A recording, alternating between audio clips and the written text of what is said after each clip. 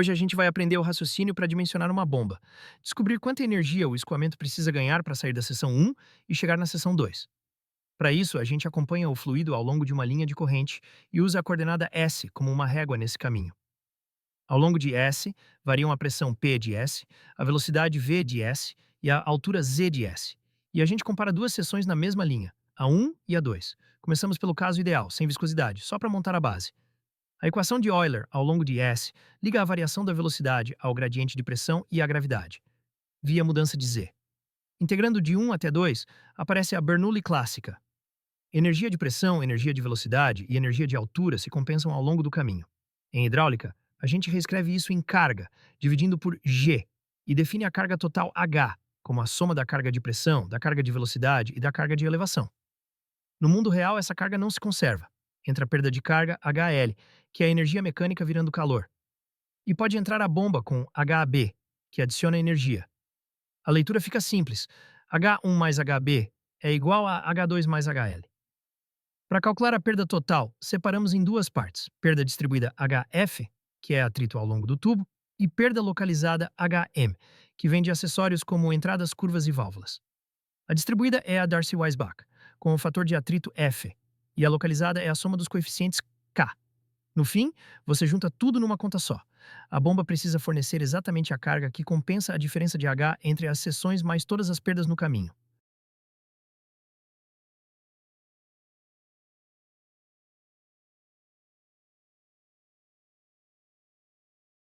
Agora que a gente já sabe que a bomba precisa vencer a diferença de carga entre as seções mais as perdas, o foco vira calcular a perda total, HL, do jeito certo. A primeira separação é simples. HL é igual a HF mais HM. HF é a perda distribuída, que acontece ao longo do tubo inteiro.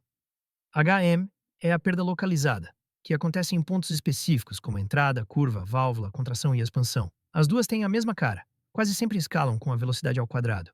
Então o problema de verdade é descobrir o fator de atrito F e somar os coeficientes K. Antes de falar de F, você precisa da velocidade média. A velocidade V sai da vazão Q, dividida pela área, e a área do tubo circular vem de π vezes d ao quadrado dividido por 4. Com V na mão, você calcula o Reynolds, o Re, que controla o regime do escoamento. Se o Re for baixo, você está em laminar. Se estiver numa faixa intermediária, é transição. E se for alto, é turbulento. Essa decisão muda completamente como você acha F. No caso laminar, é direto. F é igual a 64 dividido por Re. Você coloca isso na Darcy-Weisbach e já tem a perda distribuída HF. No turbulento, não dá para fugir de correlação, porque F passa a depender de duas coisas ao mesmo tempo: o Reynolds Re e a rugosidade relativa, que é epsilon dividido por d. A rugosidade absoluta é epsilon, e ela entra porque parede áspera aumenta a dissipação quando o escoamento está turbulento. O caminho clássico para turbulento é usar Moody ou Colebrook. A Colebrook é implícita, então F aparece dos dois lados e você resolve por iteração. Na prática, você escolhe um chute inicial, tipo F0 igual a 0,02, e vai atualizando até estabilizar. Se você não quiser iterar, dá para usar atalhos explícitos bem comuns, como Haaland ou Swamy-Jain, que já devolvem F direto com boa precisão para a engenharia. O pipeline mental fica assim: de Q você tira V, com V, D, e viscosidade cinemática Ni você tira Re, Com epsilon e D você tira epsilon sobre D. Com Re e epsilon sobre D você acha F. E com F você calcula HF. Aqui entra o diagrama de Moody, que é o mapa do fator de atrito F. No eixo horizontal você tem o Reynolds, o Re, e no eixo vertical o próprio F. Como o gráfico é em escala logarítmica, ele cobre desde laminar até turbulento sem perder leitura. À esquerda você vê a curva laminar, onde F cai como 64 sobre Re, e depois aparece a faixa de transição, entre 2.300 e 4.000, que é justamente a região onde não dá para confiar em uma regra simples. A partir daí, o diagrama abre a família de curvas do turbulento. Cada curva corresponde a uma rugosidade relativa diferente, epsilon sobre d. E é isso que você usa na prática. Com o seu Re e o seu epsilon sobre d, você entra no gráfico, lê o F e volta direto para Darcy-Weisbach para calcular a perda distribuída. Em paralelo, vêm as perdas localizadas. Você soma os K de cada acessório e multiplica pela mesma escala de V ao quadrado sobre 2G. E pronto, você tem HM. A regra rápida aqui é usar a velocidade V do trecho onde a perda acontece. E tem dois casos que aparecem muito. Na expansão súbita, a perda está ligada ao salto de velocidade. Então a ideia central é o ΔV entre antes e depois. Daí sai um K que depende da razão de áreas, ou, se você preferir, da razão de diâmetros. Na contração súbita, o K pode ser aproximado a partir do coeficiente de contração CC, que costuma ser tabelado. Se você quiser transformar tudo num único tipo de conta, existe o método do comprimento equivalente. Em vez de somar K, você converte cada acessório em um L equivalente, como se fosse um pedaço extra de tubo que gera a mesma perda. No fim, a forma compacta que você joga direto na Bernoulli é só isso. HL é igual a, abre parênteses, F vezes L sobre D, mais o somatório de K, fecha parênteses, vezes V ao quadrado sobre 2G. Isso fecha o balanço e te dá exatamente a carga que a bomba precisa fornecer. Para escolher a rugosidade com segurança, eu uso uma tabelinha de epsilon em milímetros, organizada por grupos bem intuitivos, metais novos, metais envelhecidos, concreto e superfícies bem lisas como vidro e plásticos. A ideia é rápida. Cada material tem um valor típico e uma faixa útil, porque rugosidade muda com fabricante, corrosão e incrustação. No final, eu coloco esses grupos numa régua em escala logarítmica de epsilon, para você bater o olho e entender a ordem de grandeza. Do super liso, na casa de milésimos de milímetro, até materiais bem rugosos, na casa de milímetros. E o lembrete importante é que, para o diagrama de Moody e para o Colebrook, você não usa epsilon sozinho. Você transforma em rugosidade relativa, epsilon sobre d, sempre com unidades coerentes. Aqui eu organizo as perdas locais como um bloco bem prático para usar em exercício. Primeiro eu lembro que a perda localizada, HM, é o somatório de K vezes V ao quadrado sobre 2G, onde cada K representa a penalidade de um acessório.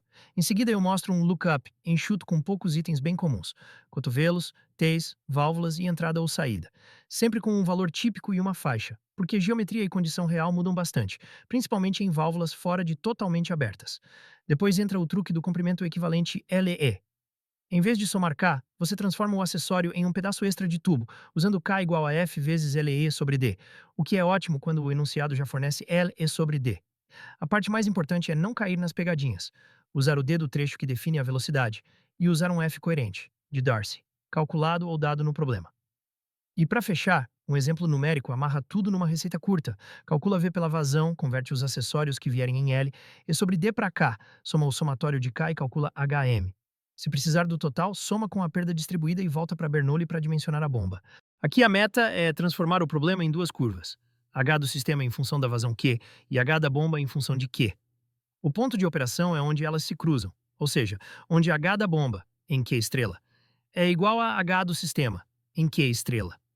No caso clássico de dois reservatórios grandes, dá para simplificar muito.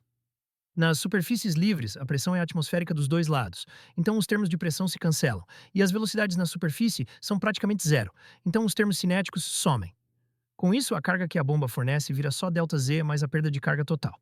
Depois eu defino a altura estática. ΔZ é Z2 menos Z1. Ela é a base da curva do sistema, porque quando Q é zero não existe perda, então a bomba precisa vencer só ΔZ. Em seguida, eu ligo o vazão com velocidade. A velocidade média V é Q dividido pela área, e a área do tubo depende de π e do diâmetro d. Isso transforma V numa função direta de Q. Aí eu coloco isso dentro das perdas. Como a perda total é proporcional a V ao quadrado, ela vira um termo que cresce com Q ao quadrado. Por isso, a curva do sistema ganha a forma padrão. H do sistema de Q é igual a ΔZ mais a vezes Q ao quadrado, onde A junta F, L sobre D e o somatório de K. O coeficiente A aparece explícito para você enxergar o que pesa.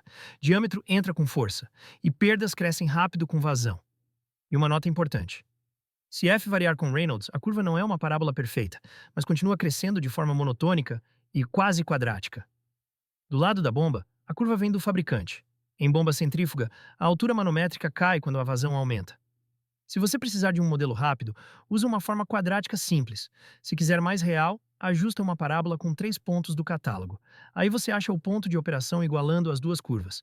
Desse cruzamento saem Q estrela e H estrela. Com eles, você calcula a potência hidráulica como densidade vezes G vezes Q estrela vezes H estrela. E depois divide pela eficiência para obter a potência no eixo. Por fim, entra a escolha fina.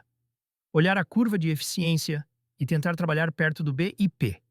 Se tiver inversor de frequência, as leis de afinidade ajudam a entender como a curva muda com rotação.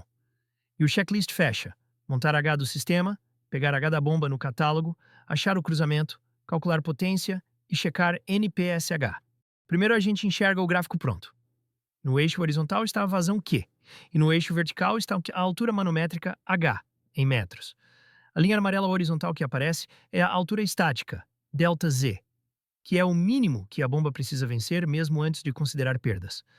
Em seguida surge a curva do sistema Ensiano.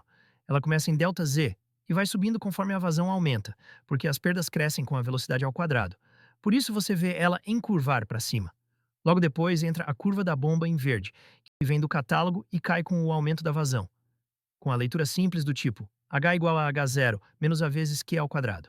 Quando as duas curvas estão na tela, aparece o ponto de operação destacado. É a interseção onde a bomba entrega exatamente a mesma altura que o sistema exige. As linhas guia projetam esse ponto para os eixos para você ler Q estrela e H estrela, sem esforço.